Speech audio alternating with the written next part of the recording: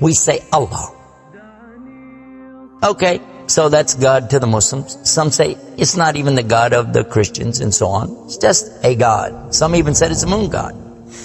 But let us now look at the linguistic of the word Allah.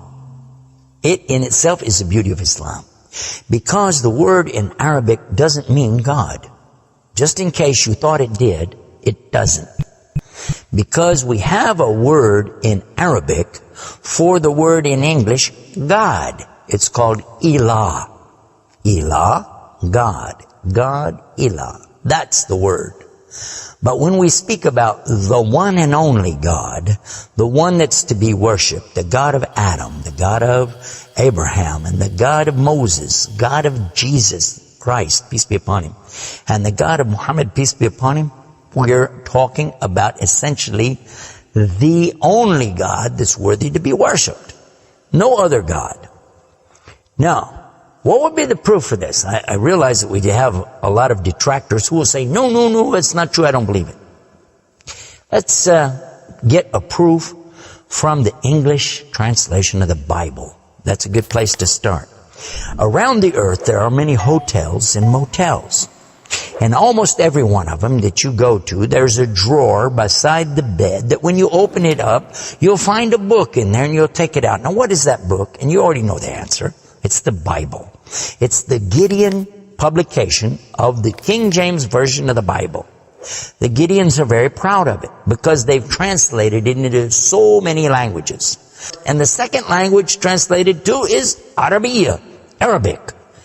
And there is an example of each one of these languages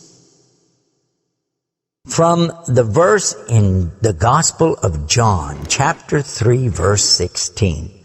And you know it very well. For God so loved the world. That's how it begins. And if you look in the Arabic language, the example that they gave in that Bible, it says Allah.